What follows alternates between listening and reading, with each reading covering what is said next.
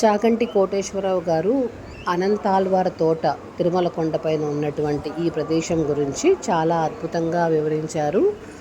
ఆయన ప్రసంగం విన్న తర్వాత తిరుపతి వాసులమే అయినప్పటికీ మాకు ఈ ప్రదేశం గురించి మాకు తెలియదు. మేము ఆయన ప్రవచనం విని ఇక్కడికి వెళ్ళాము.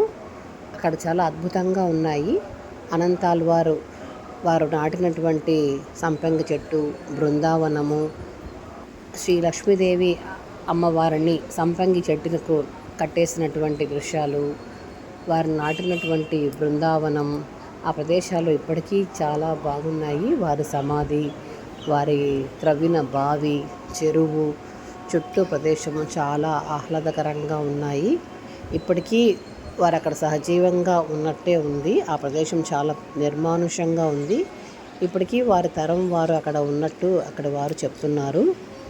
చాలా బాగుంది ప్రదేశము. వారి సమాధి కానీ, రామానుజాచార్యుల వారు విగ్రహం కానీ, అనంతాచార్యుల వారి సమాధి కానీ, సంపంగి పూల చెట్టు అక్కడ లేదు ఇప్పుడు, కానీ అమ్మవారి విగ్రహం ఉంది. అక్కడే అమ్మవారిని పూలు కోసేస్తున్నారని చెప్పేసి రాత్రిపూట సంపంగి పూల చెట్టుకు అమ్మవారిని కట్టేశారని చాలా అద్భుతంగా చెప్పారు.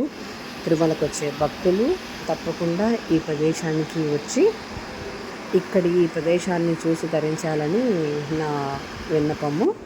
చాగంటి వారు చాలా బాగా చెప్పారు.